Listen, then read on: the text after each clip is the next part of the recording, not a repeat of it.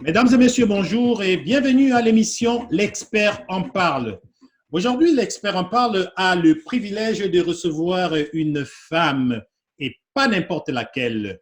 C'est tout d'abord une femme ingénieure, c'est une femme inspirante.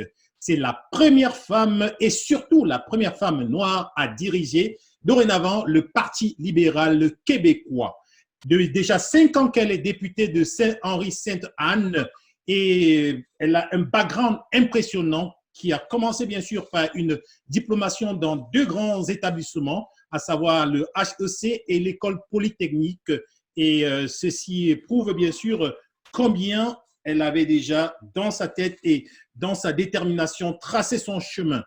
Aujourd'hui, on peut citer McKinsey et Montréal International, où elle a été PDG et qui a tracé bien sûr cette excellente carrière.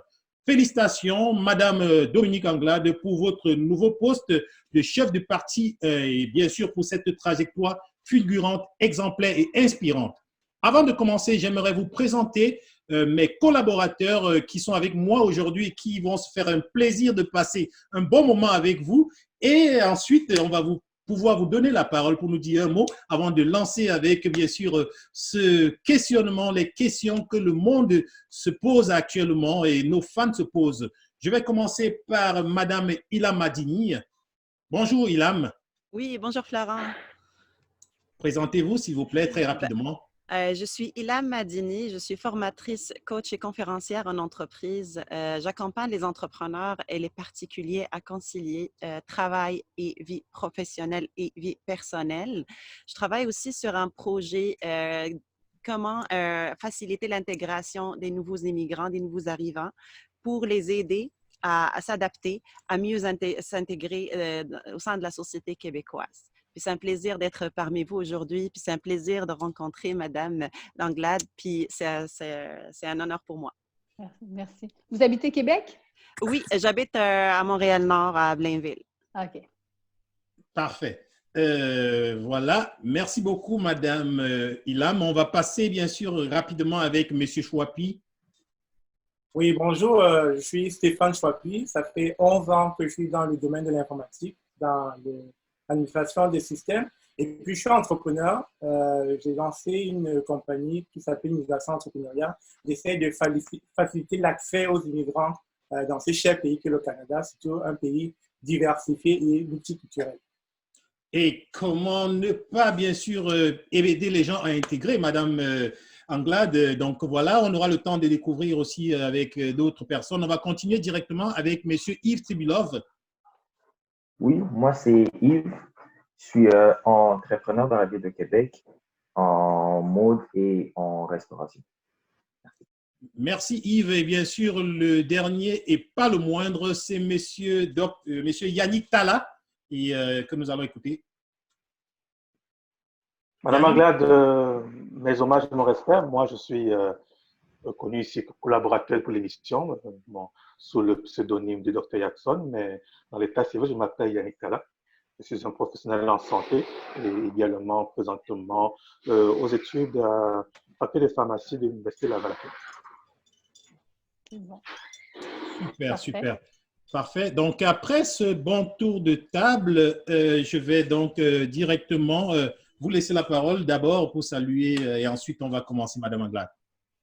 Bien, écoutez, c'est un réel plaisir pour moi d'être avec vous aujourd'hui pour pouvoir échanger. Depuis 2 semaines, j'occupe de nouvelles fonctions à titre de chef du Parti libéral du Québec et je crois que comme formation politique, nous devons nous proposer un projet de société qui va faire en sorte que tout le monde va s'y reconnaître, un projet de société qui fait en sorte qu'on revienne à ce qu'a toujours été le Parti libéral, un parti de grands projets. On a eu la Révolution tranquille, on a eu l'hydroélectricité. Je pense qu'il est plus que temps qu'on ait l'environnement comme pilier de développement économique et social pour le Québec. Et je vous dirais une vision moderne du Québec et une vision rassembleuse, une vision inclusive. Donc, c'est ça que j'ai envie de porter comme nouvelle chef du Parti libéral et je pense que les gens sont prêts, oui, au Parti libéral, mais je pense que de manière plus large, les Québécois sont prêts à avoir ce genre d'échange-là. Alors, ça va me faire plaisir d'échanger avec vous.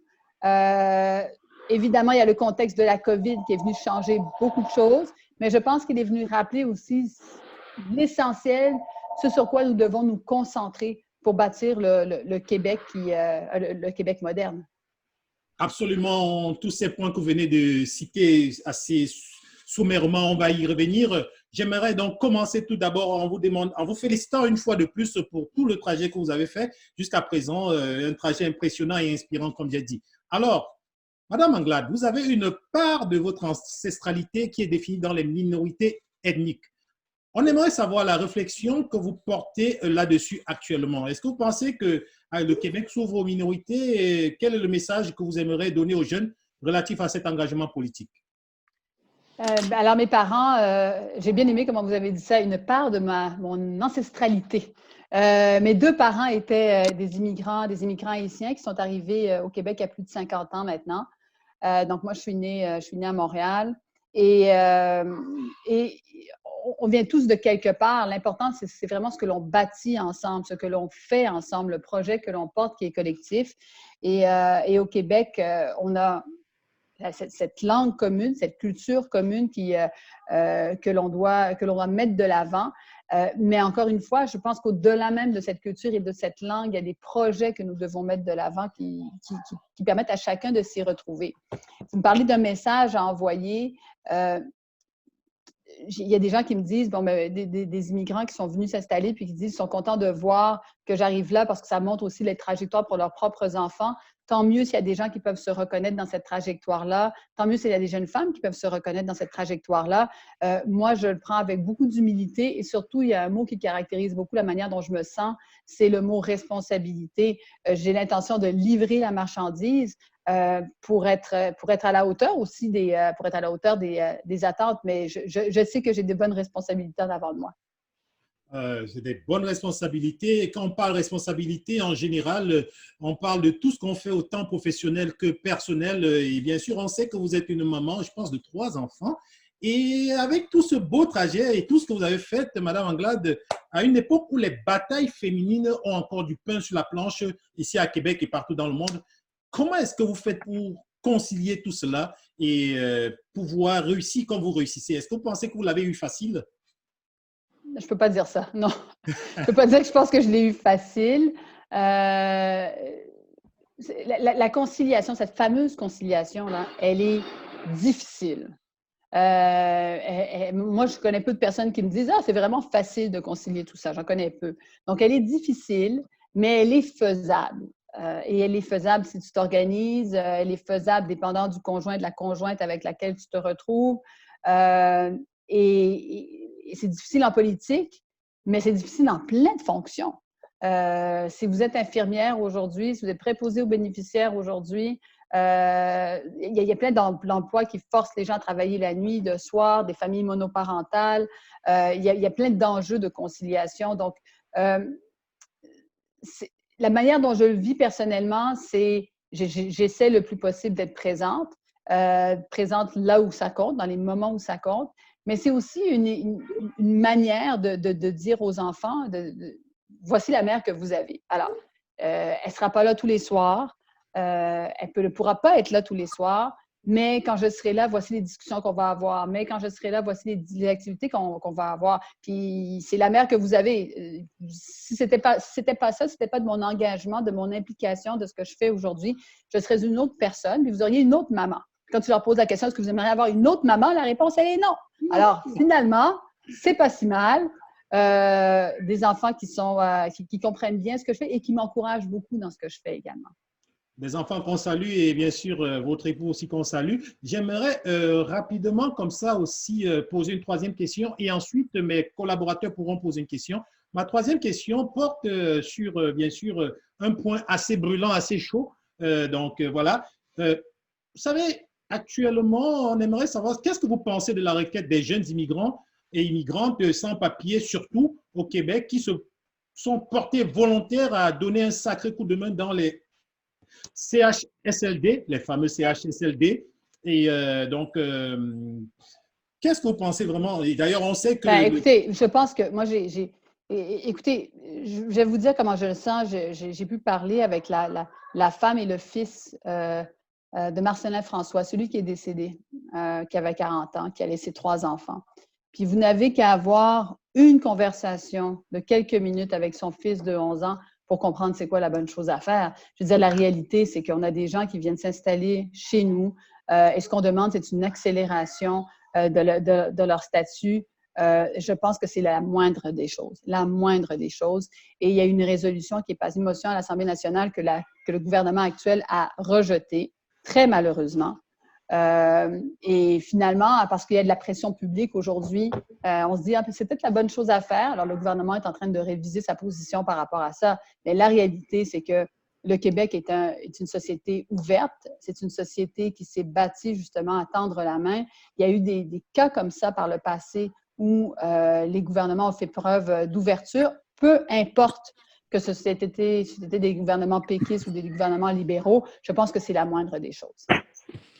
Et un mot sur cette fameuse situation des CHSLD, un tout petit mot? Bien, plusieurs mots. Moi, je suis aussi députée de Saint-Henri-Sainte-Anne. J'ai 4 CHSLD dans mon comté, dont un, Yvon Brunet, qui est particulièrement affecté par la pandémie. C'est des endroits qui étaient déjà fragilisés, mais je pense qu'il y a des décisions qui ont été prises qui ont fait en sorte qu'on n'a pas été capable de réagir rapidement. Il est inconcevable pour moi qu'aujourd'hui, au Québec, on a encore des gens qui voyagent d'un endroit à l'autre. Un des apprentissages de la Colombie-Britannique, par exemple, c'est que tout de suite, ils ont identifié que l'enjeu, ce n'était pas les familles qui venaient rendre visite aux personnes dans les CHSLD, c'était plutôt les employés qui passaient d'un CHSLD à un autre endroit pour travailler. Donc, ce genre de connaissances-là fait en sorte qu'ils ont pu très vite réagir. Nous, ça fait 10 semaines qu'on est là, et on a encore des gens qui se baladent d'un endroit à un autre. Alors ça, on n'est pas capable de régler des problèmes qui sont à la source de ce que l'on vit aujourd'hui. Alors, au-delà maintenant de la gestion de la communication, c'est vraiment de gérer concrètement sur le terrain comment ça se passe, puis des décisions qui doivent être appliquées et appliquées de manière très claire. Super. J'aime cette réponse et puis j'espère donc que ce sera appliqué et que ça va vraiment résoudre les problèmes. Je vais donc donner la parole à mes collègues. Je vais commencer à mes partenaires. Je vais commencer par, bien sûr, honneur aux dames, surtout que je ne veux pas me faire tirer les oreilles. On va commencer par Madame Ilham, ensuite ce sera à Monsieur Yannick, et ensuite Monsieur Chouaki, et on finira par Monsieur Trivilov. Madame Ilham. Parfait. Je vous remercie, Madame Anglade, pour votre intervention que je trouve super, super intéressante. J'aimerais juste faire le pause sur ce que vous avez dit par rapport aux nouveaux arrivants parce que je suis au Québec depuis 5 ans. Je suis arrivée maman monoparentale avec 2 enfants, 2 petits-enfants. C'est vrai que conciliation travail, vie privée, c'était un petit peu difficile. Donc, c'est vrai que moi, j'ai vu dans votre biographie que la vie sociale est quelque chose qui vous tient à cœur. Puis vous voyez ça comme un élément très important pour avancer. Puis je partage entièrement ça avec vous parce que en s'impliquant dans la vie sociale, on pourrait aider les gens à avancer, puis on pourrait créer notre communauté d'entraide, puis voir comme une vision générale, un objectif général. Puis c'est ça. Donc, c'est pas chacun pour soi, mais on est tous pour tous. Puis c'est comme ça qu'on va avancer. Donc, c'est l'entraide qu'on peut apporter l'un vers l'autre. C'est l'angle qu'on peut apporter pour notre société, pour nos enfants. Beaucoup de communication, beaucoup de compréhension, puis viser un objectif commun sur lequel on peut travailler tout le monde ensemble. C'est comme ça qu'on va y arriver. Je vous félicite beaucoup pour votre vision et puis vos valeurs aussi que je trouve vraiment extraordinaires. Puis je vous remercie énormément pour votre intervention aujourd'hui. Écoutez, merci. Puis peut-être vous dire que ces valeurs-là, c'est des valeurs qui m'ont été transmises d'abord et avant tout par mes parents. Et l'engagement, c'est quelque chose que tu vois, que tu observes. Quand ma mère recevait des groupes de femmes à la maison et qu'elle était impliquée quand elle allait faire du porte-à-porte pour des partis politiques, puis qu'elle m'amenait puis que j'étais petite, quand mon père décide de lancer un parti politique, c'est là que tu puises la source de ton propre engagement, en fait.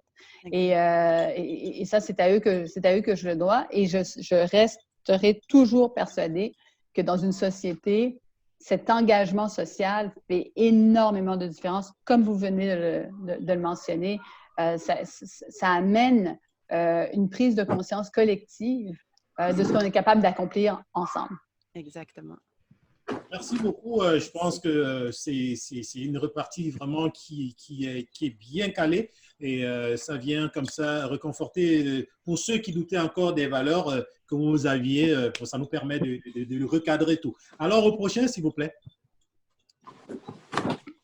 Madame Anglade, je vais commencer d'abord par un petit constat pour vous dire que votre accession à la tête du Parti libéral du Québec a été perçue par beaucoup de la communauté dite la diversité comme étant un signal fort que enfin les personnes qui ont peu souvent la parole et peu souvent le droit de citer sur les tables de décision pourront pour une fois faire entendre leur voix. Donc soyez rassurés que nous sommes très contents et très fiers de ce que vous avez accompli. Nous espérons que vous irez jusqu'au bout. Ma question est la suivante. Elle a multifacettes. Dans le domaine de la santé, ça ne vous a pas échappé, la semaine dernière, le Premier ministre du Québec, François Legault, a annoncé en grande pompe des préposés bénéficiaires qui seront formés pendant 3 mois et qui seront payés à 26 $ de l'heure. Ça a eu beaucoup de réactions. Donc, il y a des professionnels en santé, en services sociaux, qui estiment qu'ils gagnent moins que ça et qui sont frustrés de par leur formation et leur background. Est-ce que vous m'entendez? Oui, Un peu, parfois ça coupe. Ok, d'accord. Bon, je vais faire le plus rapidement possible. Il y en a aussi qui se demandent quelle était la responsabilité de votre formation politique face à cette situation. Donc, ma question est suivante. Vous, quelle est votre analyse et que vous faites de l'annonce faite par le Premier ministre? Quelle est la réponse qu'on peut apporter aux autres corps de métier qui expriment leur frustration? Et qu'est-ce que vous répondez aux gens qui pensent que le Parti libéral du Québec a une responsabilité sur la situation actuelle de manque de personnel dans le réseau de la santé? Premièrement, je vais vous dire, effectivement, j'étais en chambre lorsqu'il a annoncé le besoin d'avoir de personnes additionnelles.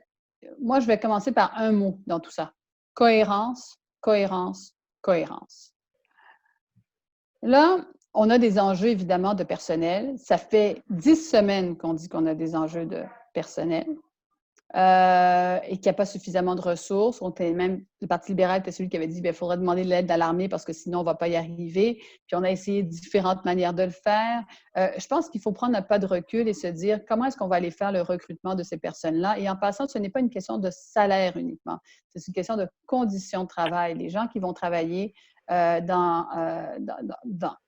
qui cherchent à les recruter, si on tombe avec des gens qui vont avoir sous 100, 120, 130 personnes à leur charge comme seule personne responsable, ça va encore une fois être un enjeu. Là, présentement, ce que l'on vit, c'est des camps d'épuisement, de fatigue. Les gens ont énormément de responsabilités. Les ratios ne sont pas respectés. Nous, ce qu'on a proposé par rapport à ça, c'est le fait de cibler les endroits qui sont plus problématiques, d'avoir des ratios qui soient plus acceptables pour que les gens, quand ils viennent, au moins, il y ait une attraction pour les fonctions qu'ils occupent. Et je pense qu'il doit y avoir une réflexion par rapport aux impacts sur les autres formations dans le domaine de la santé, parce que vous l'avez très bien dit, il y a des gens qui vont passer d'un élément à l'autre parce que c'est plus payé, mais c'est déshabiller Saint-Pierre pour habiller Saint-Paul. Alors, tu n'as pas nécessairement réglé ton problème à terme.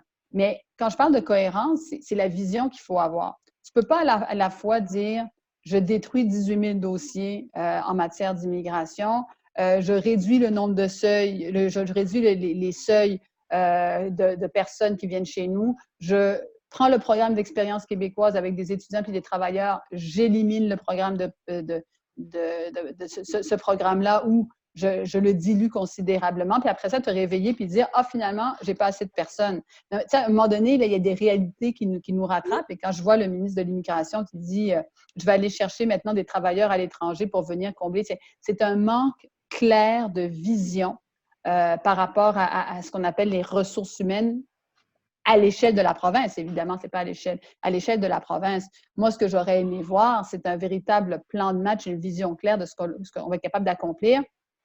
Par rapport à toute la question des pénuries, parce que nous avons des pénuries, indépendamment des taux de chômage qui sont élevés aujourd'hui, nous avons des pénuries auxquelles il faut pouvoir répondre.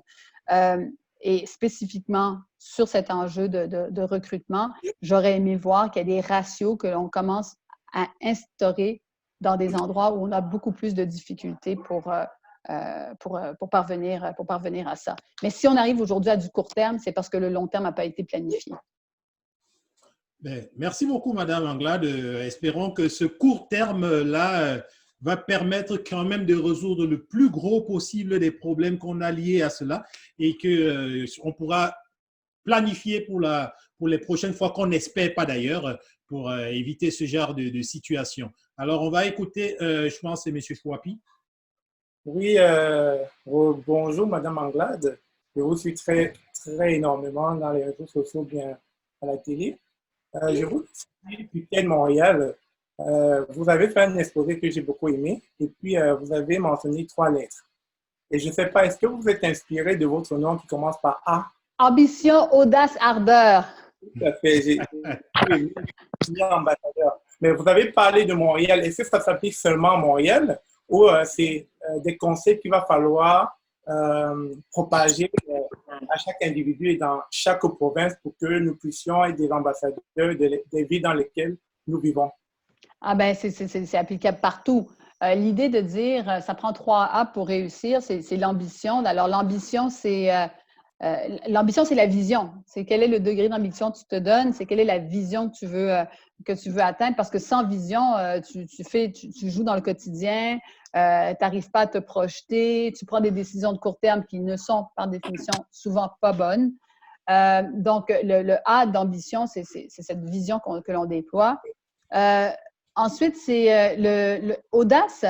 Bien, audace, c'est dans la manière, c'est dans la manière de faire les choses. Tu ne peux pas faire les choses de la même manière constamment.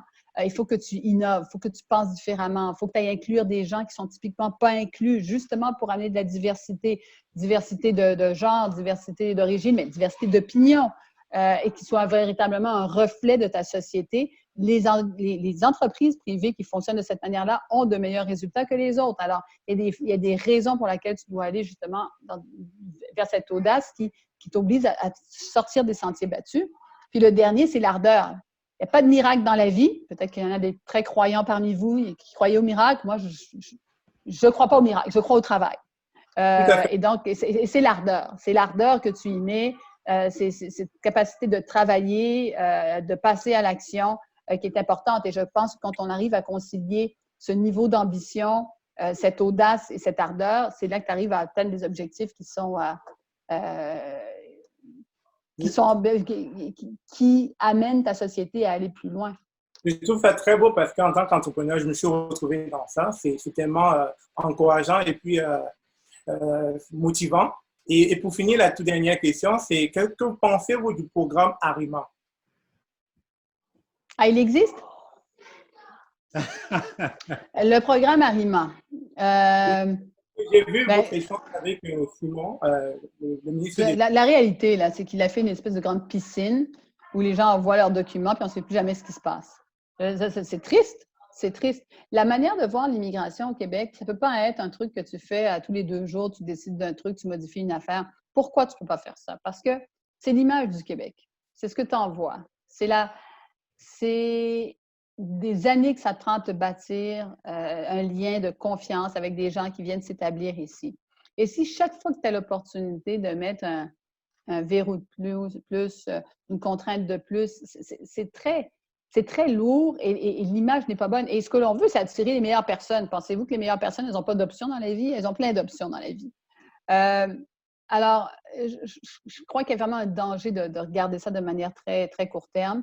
Arima, en soi, le concept d'Arima n'est pas une mauvaise chose. D'ailleurs, ça avait été mis en place sous les libéraux. Ce n'est pas une mauvaise chose en soi. Le problème, c'est qu'on ne fait rien avec ça. C'est ça l'enjeu.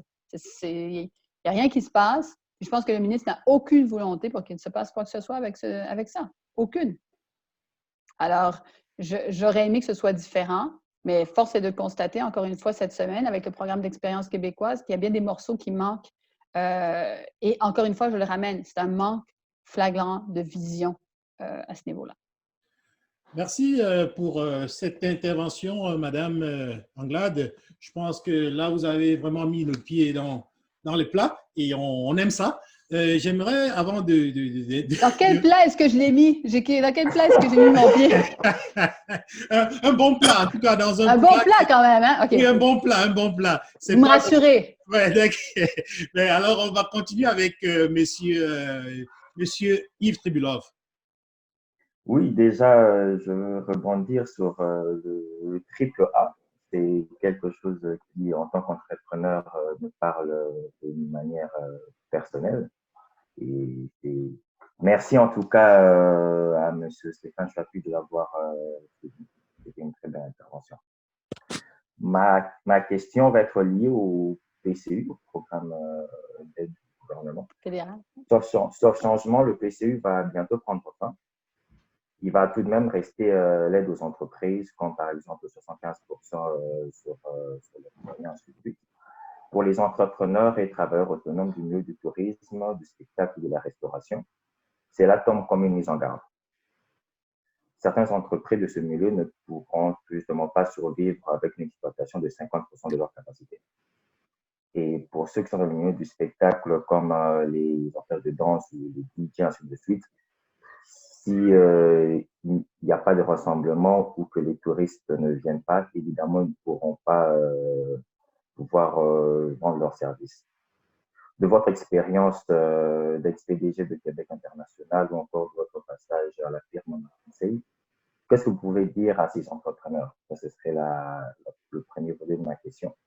Et que pensez-vous des mesures mises en place par le gouvernement provincial ainsi que fédéral?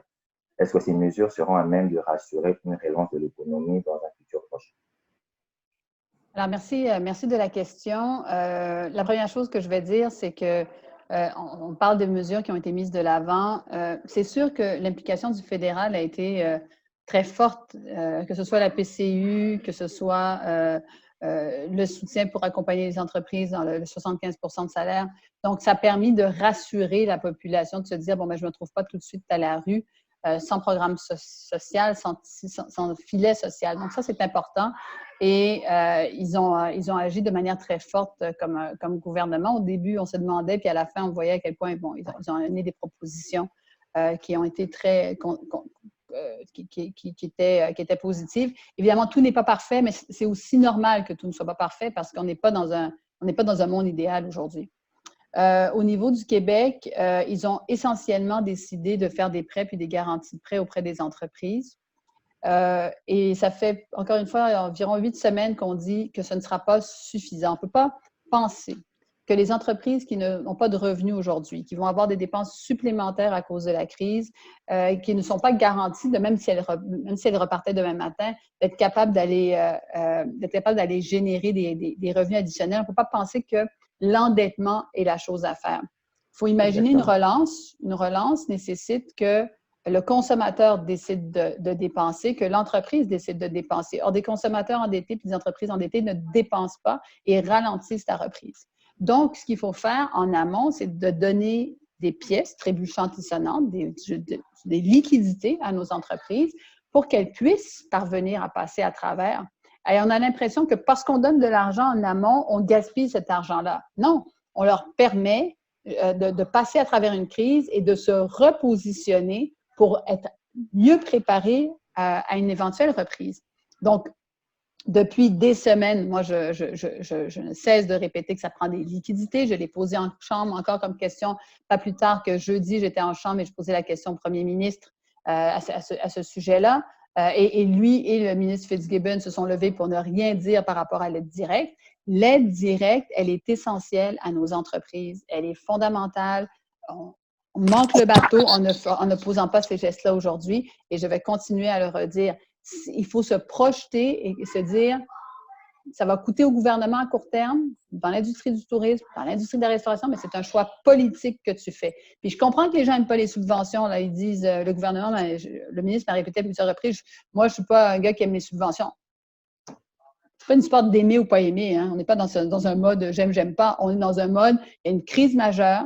Comment est-ce qu'on s'en sort? Quels sont les meilleurs mécanismes qui ont été prouvés par le passé? Et la réalité, c'est que moi, je mettrais des sous. J'aurais mis des sous déjà il y a 8 semaines. Voilà. Alors, merci pour ces réponses. Ben, je pense que là, il y a assez trop de sérieux dans l'air, on va un peu respirer avant ma prochaine question. Si vous étiez autre chose qu'un être humain, qu'est-ce que vous seriez? Ah non, pas cette. Ben non, c'est quoi cette question? C'est une question pour relaxer un peu. Mettons, si vous étiez, quel est l'animal que vous préférez ou là? Bref, qu'est-ce que vous auriez aimé être si vous n'étiez pas Madame Anglade ici? Un tigre? Un tigre? Ouais, peut-être un tigre. Oh, mon Dieu. Ah, pourquoi pas? C'est violent. Un tigre. J'ai jamais. Si vous me demandez un animal, je dirais ça. Je dirais ça. Une fleur? Mais moi, je suis vraiment. Je sais pas si je suis une fleur. Hein. Vous n'aurez pas voulu être une fleur. Hein? Je pense pas que j'aurais aimé être une fleur. Ça me fait toujours penser à la rose du Petit Prince, qui a une signification pour lui. Alors peut-être que si j'étais une fleur, quitte à être une fleur, au moins que je sois significatif pour quelqu'un comme elle l'a été pour le Petit Prince. Un repas? Ah, probablement du riz de John. Ah, ouais, du riz de John, probablement. Une voiture? De toute façon, hybride. Électrique, comme j'ai une hybride présentement, quelque chose de moderne, d'électrique. Quelle est la personnalité que vous aimez le plus dans le monde entier, depuis les temps? Il n'y a pas une personnalité que j'aime plus que d'autres. C'est pas une personne qui me vient en tête, mais j'ai de l'admiration pour une femme leader qui s'appelle Gro Harlem Brundtland, qui a fait beaucoup au niveau de la santé. Je pense que la ténacité et la force d'Angela Merkel est très impressionnante. Je pense qu'une Michelle Obama est intéressante dans ce qu'elle véhicule comme valeur. Je suis toujours inspirée par des gens aussi au niveau local. La première femme juge noire au Québec, Juanita Westmoreland. Donc, il y a plusieurs personnes qui m'inspirent. Il y a beaucoup de jeunes qui m'inspirent. Des gens qui sont passablement plus jeunes que moi. Et je trouve qu'ils font un travail formidable de mobilisation dans le monde. Donc, je m'inspire de plein de sources différentes. Juanita Westmoreland, que nous avons eu le plaisir et le privilège d'interviewer, une femme magnifique, fantastique que nous saluons en passant. Si on vous donnait un bâton magique tout de suite, quelle est la première chose que vous changez au Canada? La toute première chose.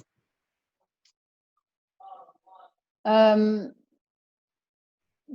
est dans le contexte de crise humanitaire, de crise de santé publique. Mais la première chose que je changerais, ce sont les inégalités. Super. La première chose que je changerais, c'est comment faire en sorte que tous nos enfants partent sur le même pied d'égalité. C'est ça que j'aimerais changer. Super. Alors voilà, je vais rapidement donc rentrer dans le sérieux avec vous. Justement, ma prochaine question porte sur cette actualité brûlante, malheureuse et vraiment d'histoire, de mémoire d'homme, c'est jamais arrivé dans le monde entier. Je voudrais parler du COVID. Quelle est votre lecture du COVID depuis son commencement jusqu'à présent? Comment ça a été traité ici? Et je pense que vous avez critiqué le déconfinement. Alors, les pertes et tout.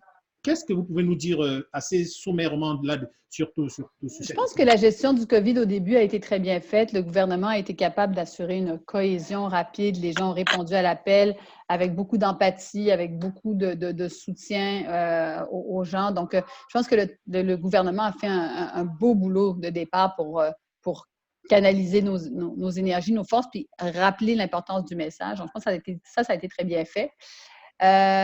Mais par la suite, ce qu'on a constaté, c'est qu'il y a beaucoup de décisions qui étaient prises, pas nécessairement sur des faits. Quand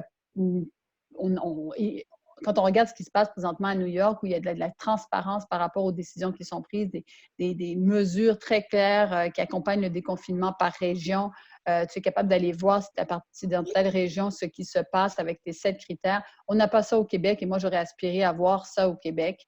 On a eu des décisions qui ont été prises où il n'y avait pas suffisamment d'équipements, mal préparés, et on sentait la déconnexion entre ce que le gouvernement disait et ce qui se passait sur le terrain. On la sent d'ailleurs encore, cette déconnexion-là. Donc, quelque part, ce sont ces décisions-là aussi qui ont un impact aujourd'hui. Quand je vous dis qu'aujourd'hui, il y a encore du personnel qui travaille dans des endroits différents, ce n'est pas acceptable. Quand on dit qu'aujourd'hui, il y a des transferts de patients, ce n'est pas acceptable et ça existe encore. Alors, on n'est pas capable d'avoir le contrôle là-dessus. Puis ça, c'est la responsabilité du gouvernement actuel. Et je pense que ces éléments-là font en sorte qu'on se retrouve avec les chiffres que l'on a au Québec, alors qu'on aurait souhaité se retrouver avec des chiffres qui ressemblent plus à des chiffres moins où on aurait été mieux à même d'être en contrôle de la situation. Et des confinements? Le déconfinement, c'est là où il y a de la cohérence, il y a de la cohésion. Alors, le déconfinement, je pense qu'ils se sont rendus compte qu'avec les écoles, par exemple, ça allait être très difficile à gérer dans la région métropolitaine. Donc, ça a été… il y a eu un recul là-dessus. Puis honnêtement, tu ne peux pas prendre de risques si tu n'es pas certain que tu ne vas pas avoir une recrudescence importante. Il y a des régions où les choses se passent très bien, puis ils sont déconfinés, ce n'est pas un enjeu, je pense que ça va. Ce qu'on aurait aimé voir, encore une fois, c'est de la cohérence. Cette semaine encore, on disait, on encourage les gens à prendre des vacances, mais à rester dans leur région. D'un autre côté, on a quelqu'un d'autre qui nous dit, représentant du gouvernement, mais vous pouvez finalement vous déplacer, mais il faut que vous soyez en confinement quand vous allez vous déplacer pour arriver dans une autre région. Les messages doivent être plus clairs, plus centrés pour qu'on puisse avoir une adhésion par rapport aux mesures qui sont mises de l'avant. On espère que ceux qui nous dirigent aujourd'hui, quand ils écouteront cette entrevue, ils pourront peut-être un peu plus donner plus de poids à ce que vous défendez tout le temps à l'Assemblée. Je vais donner la parole à Mme Ilham pour sa dernière intervention. Parfait. Moi, je veux juste revenir sur un point. Vous avez parlé de pénurie de main-d'œuvre, d'un certain taux de chômage, mais aujourd'hui, avec le COVID, on a dû automatiser presque tout. Donc, on arrive dans un hôpital, tout est automatisé. Fait que, et pas juste dans les hôpitaux, dans plusieurs domaines. Pensez-vous que le COVID va avoir un impact genre sur l'augmentation du taux de chômage? Parce qu'après, il y aura beaucoup de postes qui vont être abolis du moment qu'on a mis en place des machines et tout. Puis, comment vous voyez ça par rapport à l'immigration? Est-ce qu'on va continuer à ramener des gens normalement, ça fait partie des objectifs de Québec, c'est comme ramener les gens pour leur assurer un emploi ici, mais en arrivant ici, il y a plusieurs, ça peut être comme partout dans le monde actuellement, mais spécialement aujourd'hui, je vois que beaucoup de domaines vont être automatisés et du coup, est-ce que ça va impacter le taux de chômage par rapport à la pénurie de main-d'œuvre au Québec? Merci de la question. Moi, quand j'étais ministre de l'Économie, j'ai lancé une grande initiative qui s'appelait le manufacturier innovant, où on devait robotiser, automatiser, numériser les choses. Puis les gens me disaient tout le temps, là, vous n'avez pas peur qu'en faisant ça, vous allez faire en sorte que les gens n'auront plus de travail. Puis la réponse à ça, c'est non. J'ai fait aucune annonce où on a annoncé de la robotisation, de la modernisation et où il y a eu des pertes d'emplois. Pourquoi? Parce qu'on est dans une société qui est vieillissante, beaucoup de personnes qui partent à la retraite. On n'est pas capable de les remplacer. Donc, il faut des nouveaux mécanismes pour le faire. Et ceux qui se modernisent, ceux qui automatisent, ceux qui procèdent à la numérisation de leur processus sont souvent ceux qui vont gagner des plus grandes parts de marché, vont être plus performants, vont être plus concurrentiels et donc avoir besoin de monde pour assurer leur croissance. Donc, je suis pas inquiète de ce volet-là par rapport à notre économie, d'autant plus qu'on a encore beaucoup de chemin à faire pour se rendre et que quand je regarde dans nos régions du Québec, plusieurs d'entre elles sont année après année, il y a moins de monde il y a plus de personnes qui quittent, qui ont comment on dit ça, plancher démographique négatif année après année. Je pense qu'au contraire, on doit être très créatif sur la manière de combler les postes qui existent aujourd'hui. On a l'impression que parce que le taux de chômage va être élevé, il n'y aura pas de pénurie. Ça va être faux parce qu'il va rester des pénuries dans plein de secteurs notamment tout ce qui s'appelle le secteur de… certainement, il va en avoir dans la santé, mais on va penser à tout le système informatique, tout le numérique. Ce ne sont pas des emplois peut-être qui sont aussi traditionnels, mais il va aussi avoir besoin de manœuvres. Alors, on pourra peut-être essayer de voir de quelle manière les personnes qui sont au chômage peuvent se requalifier, mais ce ne sera pas facile de toute façon. Donc, il faut être intelligent par rapport à ça, puis voir de quelle manière on est capable de régler ces enjeux. Mais je n'ai pas la crainte que cette automatisation va avoir un impact négatif sur le type d'emploi. Et j'ai l'impression qu'il va falloir qu'on crée des opportunités dans toutes les régions du Québec, d'accompagner les gens pour qu'ils puissent s'y installer, pour qu'ils puissent y œuvrer, parce que l'occupation du territoire, la vitalité de nos régions, elle est essentielle pour l'ensemble du Québec. Puis je pense qu'il y a des projets intéressants qui pourraient émerger dans toutes ces régions. D'accord, merci beaucoup. Donc, ça va être plus une réadaptation, réorientation. Certainement. OK, parfait. Merci beaucoup.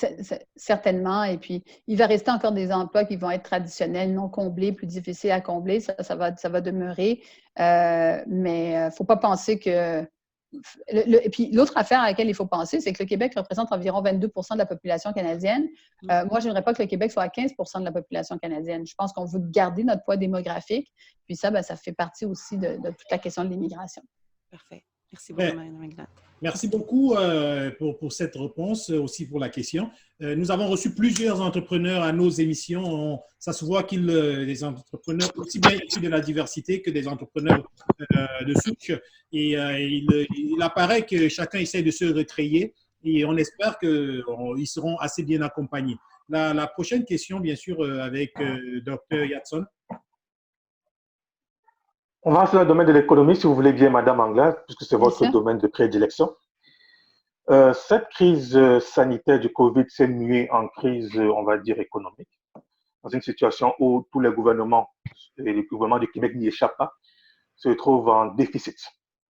C'est logique, simple mathématique, il n'y a plus de rentrées, plus d'impôts, plus de taxes, mais par contre, il y a beaucoup plus de dépenses, ça veut dire beaucoup de déficit. Selon vous, qu'est-ce que vous proposerez comme plan en tant que chef du Premier ministre aujourd'hui? Quel serait le plan de relance économique pour combler le déficit que vous proposerez sans passer par la case augmentation de taxes? Et subsidiairement, ça ne vous aura pas échappé que beaucoup d'entreprises et de grandes corporations demandent des subventions au gouvernement du Québec. Toutefois, cela va un peu en droite ligne de ceux qui reprochent cette façon de procéder. Lorsqu'un contemporain avait dit que le problème avec le capitalisme, c'est que les grandes corporations vont privatiser les profits, mais vont socialiser les pertes. Est-ce que vous êtes en accord? La semaine dernière, le gouvernement a annoncé une grosse subvention de 200 millions de dollars pour une grande firme dans l'entertainment et dans les loisirs qu'on connaît très bien, les Cirque du Soleil pour ne pas la nommer. Qu'est-ce que vous pensez de cette façon de procéder du gouvernement? Est-ce que vous pensez que le gouvernement du Québec doit utiliser les fonds publics, donc l'argent du contribuable, pour pouvoir venir en aide à des grosses corporations? Alors, merci de la question. Alors, la première partie de la question, c'est la relance économique. Comment on assure la relance économique sans augmenter les taxes et les impôts? Il y a pas comme je disais tout à l'heure, il n'y a pas de miracle dans la vie. Donc, il va falloir que tes revenus, tu sois capable de générer des revenus. Tout à l'heure, je disais que je pense qu'il faut qu'on donne des moyens puis des liquidités en amont. Je persiste et signe. Puis je reviendrai sur votre deuxième question par rapport aux grandes entreprises puis les subventions. Mais je reste persuadée qu'il faut des subventions. Puis dans un plan de relance, par exemple, ce que je ferais. Aujourd'hui, le dollar est faible. Le dollar canadien est faible. Les gens n'ont pas de revenus. Pensez-vous vraiment qu'il y a beaucoup d'entreprises qui vont être en train de se moderniser puis d'acheter de la machinerie pour essayer d'être encore plus productifs? La réponse, c'est non. Dans un plan de relance, je verrais bien le gouvernement dire « Vous allez acheter une machine à l'étranger, je vais en payer 50 % si vous le faites. » Parce que là, oui, c'est une dépense pour le gouvernement, mais c'est surtout un incitatif énorme pour une entreprise à réfléchir à l'avenir, à se projeter puis à se dire « Je vais faire ces investissements-là. » Je crois beaucoup qu'il devrait avoir un fonds qui nous permette de se concentrer sur tout ce qui s'appelle la question de l'innovation, l'acquisition de nouveaux matériels, la recherche. Ça va nous permettre de bâtir quelque chose qui est structurant. Donc, le plan de relance, pour moi, ce serait de miser d'abord sur ces éléments-là qui vont faire en sorte d'innovation, qui vont nous amener ailleurs, miser sur des montants d'argent que l'on donne aux entreprises qui vont leur permettre de passer à travers la crise pour pouvoir assurer une relance qui soit acceptable. Il est évident qu'on va avoir des déficits encore pour les prochaines années, malheureusement, mais si on misait sur ces deux aspects-là de liquidité au début et d'investissement important à terme sur la relance et sur l'innovation, etc., je pense qu'il y aura un potentiel extraordinaire. Même chose que l'on verrait d'ailleurs lorsque l'on parle du commerce de détail, comment accompagner nos entreprises vers le commerce de détail, c'est pas faire un panier bleu. Ça répondra pas à la réalité, ça répond à rien. Ça répond au fait d'avoir un annuaire, mais ce qui va vraiment répondre à la demande, c'est de les accompagner, de faire en sorte que, oui, ils ont un site Internet, mais au-delà du site Internet, comment il est utilisé, comment il est optimisé, comment les gens vont faire l'achat, tout ça doit se faire et toute la question de l'Internet haute vitesse également. Donc ça, ce volet-là également, je déciderai d'investir là-dedans. Votre question par rapport aux grandes entreprises, bon, c'est pas une subvention qu'ils ont faite, c'est un prêt, je vais juste le préciser. Par contre, c'est pas très transparent la manière dont ça s'est fait, donc on n'a pas beaucoup de détails pour évaluer la transaction. Mais moi, j'ai plus de difficultés à voir le gouvernement amener un prêt à une entreprise dont les intérêts ne sont pas nécessairement au Québec. Ça, c'est la première chose que je ferais, que je dirais. Et ensuite, ce que tu fais pour une entreprise comme celle-là, que fais-tu pour tes petits joueurs? La vaste majorité de nos entreprises sont de petites entreprises au Québec qui ont besoin de soutien et ne demandent pas 200 puis 300 millions, bien au contraire. Donc, comment est-ce que tu fais pour investir auprès de ces petites entreprises-là? Je pense que c'est ça aussi l'enjeu. Et faut toujours imaginer que ces petites entreprises-là sont celles qui vont devenir plus grosses après. Donc, encore une fois, je peux bien investir dans une entreprise qui a des difficultés aujourd'hui puis qui est grosse, mais que fais-tu de celle qui est moyenne ou petite et qui est notre avenir et dans laquelle on n'investit pas ni en innovation, ni en soutien? Ça représente plus un enjeu. Donc, mes efforts seraient davantage mis là. Super. Wow. Donc, ça, c'était assez bien répondu. Monsieur Yannick, j'imagine que vous êtes satisfait de la réponse. Ben, comme toujours, il n'y a pas sur ce niveau, Madame Anglade est là-dessus.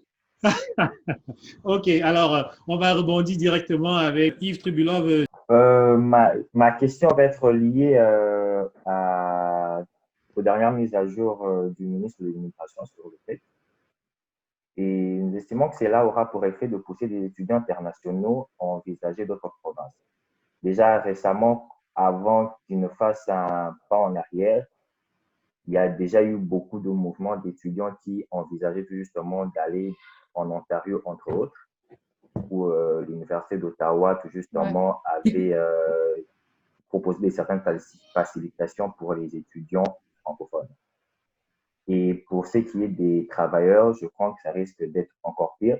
Si on se fie à l'intervention à d'Aspect Interaction d'hier avec Maître Serge Bahati, il s'avère qu'en additionnant tous les délais, si on passe de 20 jours à 6 mois, tout ça, les travailleurs pourraient se retrouver dans des délais qui peuvent facilement atteindre les 4 ans.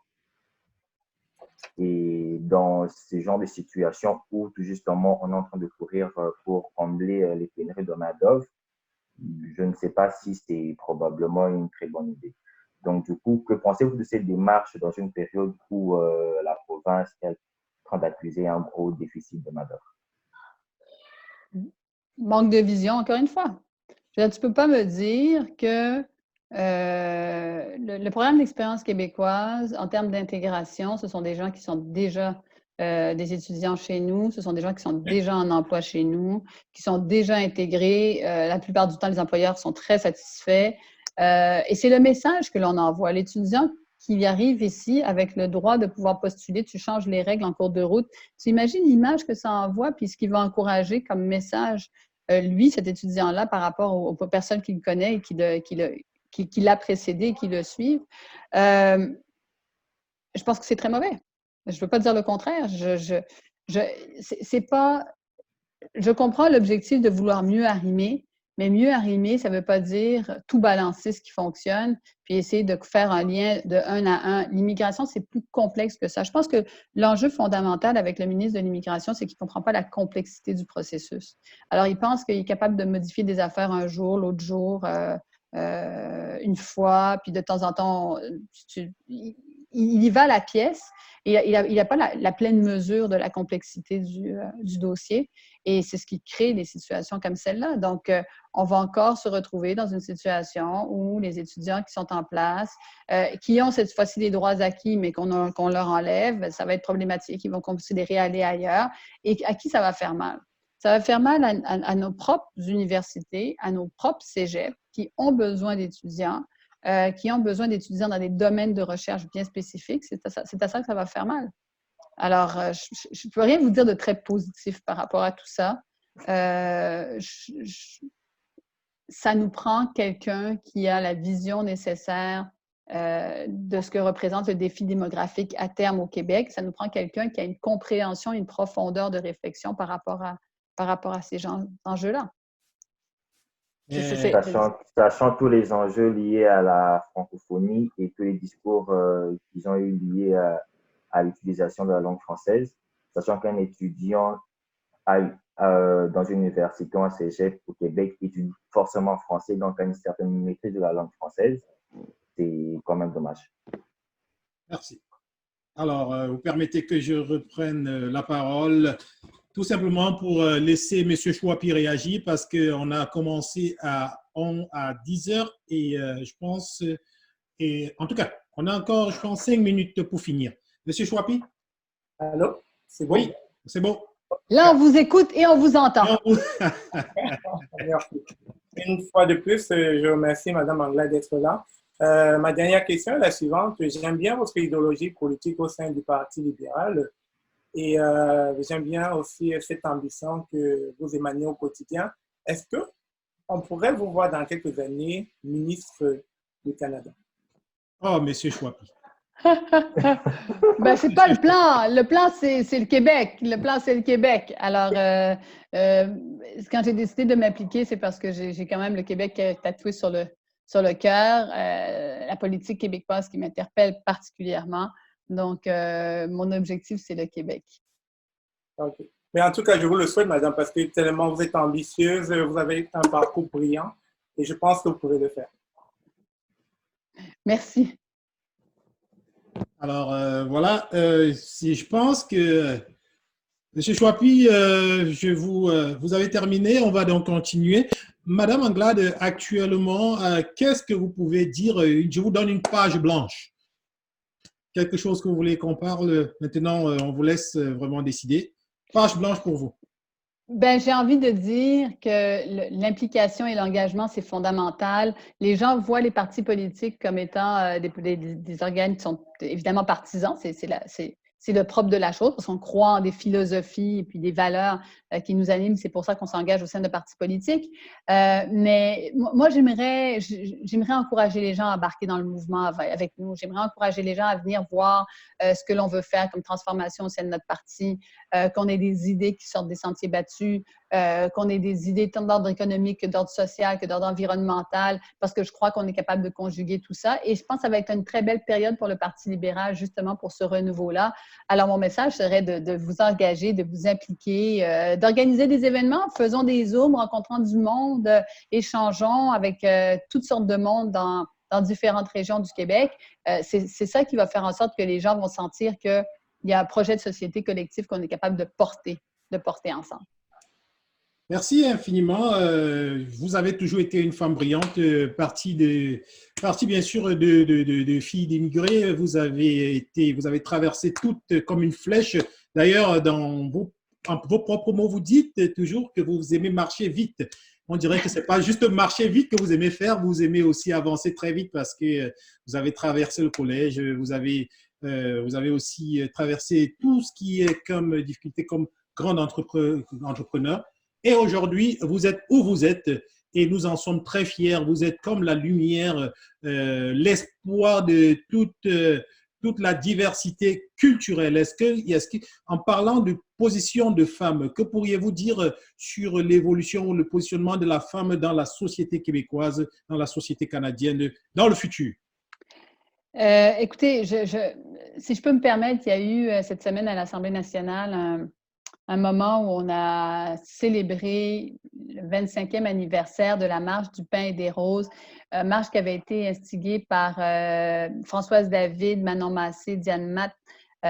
Et cette marche, justement, c'était pour la reconnaissance de la femme dans tout ce qu'elle représente. Et j'ai prononcé à ce moment-là une allocution. Il y a eu beaucoup de progrès, évidemment, qui a été fait, mais il y a aussi beaucoup de défis beaucoup de choses qui nous restent à atteindre comme objectif. Lorsqu'on regarde la crise de la COVID, il faut qu'on se le dise, et ce que je demandais à mes collègues élus de l'Assemblée nationale, qu'on soit capable de reconnaître davantage que c'est essentiellement des femmes qui se retrouvent au front. Ce sont des femmes qui souvent sont des femmes immigrantes, plus précarisées, plus vulnérables, et je le disais dans mon discours, toujours résilientes cependant.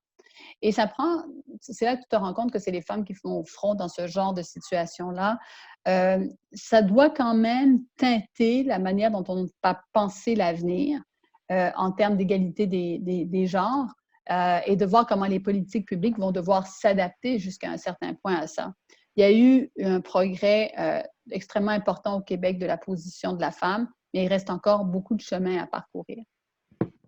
Super. Alors, très rapidement, quelques secondes à chacun de dire un dernier mot et puis on va clôturer, on va pouvoir terminer avec ça. Juste quelques secondes, s'il vous plaît. On a encore 2 minutes et c'est terminé. On commence par Madame Ilham, que ce soit vraiment bref, s'il vous plaît.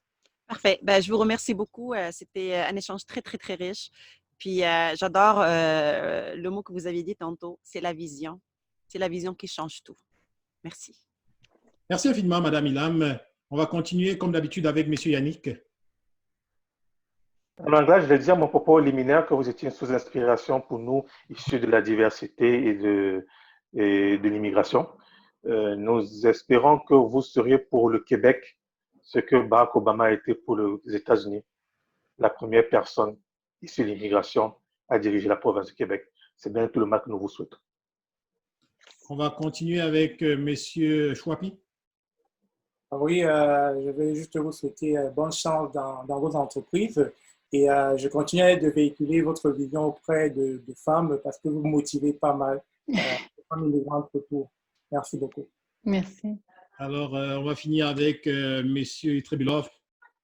Oui, la première à toutes les personnes qui nous écoutent, ça va bien aller, ne lâchez pas et n'oubliez pas de soutenir un entrepreneur de la communauté. Et à Madame Anglade, vous êtes ma personnalité politique féminine préférée. Parfait. Avant de vous donner votre dernier mot, Madame Anglade, j'aimerais remercier infiniment une personne qui est à vos côtés, qui travaille très fort, avec qui j'ai collaboré. Et je peux dire que j'ai collaboré avec presque 3 personnes différentes de votre bureau. Et elle est très, très hyper dynamique. On dirait que vous lui avez insufflé votre énergie. Madame Léa Carrière, quand j'appelle à peine ça sonne, elle a déjà décroché. J'aimerais vraiment la féliciter et puis vraiment, je pense qu'on a le futur devant nous. Donc voilà, c'est ce que je voulais dire. Merci Léa. Et puis je vais vous laisser dire votre dernier mot, Madame Anglade. Léa, c'est un bout en train et donc je suis contente que vous le mentionniez. On est très privilégiés de l'avoir avec nous. Vous avez dit de très belles paroles à mon endroit, mais sachez que quand vous les dites et que vous mentionnez l'inspiration, etc., sachez que moi, je la puise à vos côtés, cette inspiration-là. Je la puise à voir des gens qui sont aussi passionnés par des questions qui m'interpellent et qui font en sorte que ces discussions-là me rendent une meilleure politicienne, une meilleure personne de manière plus large. Et je vous en remercie parce que ça me donne des ailes. Voilà, ça me donne des ailes. Alors, merci de contribuer à tout cela. Merci de l'organisation de cet événement. Et puis, au plaisir de se réveiller à 7 heures du matin encore une fois. Merci, Madame Anglade. Merci. J'aimerais juste rapidement, avant de terminer comme ça, j'aimerais rapidement dire que vous avancez comme une fusée de députés. Vous êtes allé, je pense, vous avez été ministre et nous ne serions pas surpris d'ailleurs très, très bientôt de vous voir comme vraiment Premier ministre. Et ça, on croit vraiment fermement qu'avec les 3 A que vous avez comme définition, ça va sûrement vous propulser. Et nous, on vous souhaite que du bonheur. On vous remercie infiniment pour le temps que vous nous avez donné et on espère vous voir très bientôt en forme, en présentiel lors d'une conférence qu'on organisera pour vous. Et pour ça, on vous remercie et je vous souhaite une bonne journée. N'oubliez pas que le média de la diversité, de l'immigration et de l'intégration, bien sûr du vivre ensemble, le Diaspora Interaction, est à vos côtés. Si vous avez besoin de nous n'importe quand, faites-nous le savoir et bien sûr, on se fera un plaisir d'être là pour vous. Bonne journée. On va se dire peut-être au revoir. Je ne veux pas que la rencontre finisse. Madame Anglade, on va se dire au revoir. Et merci beaucoup encore une fois et une très belle fin de semaine à vous tous. Hein. Merci. Au revoir. Bye bye. Merci. Bye bye. Au revoir. Bye bye.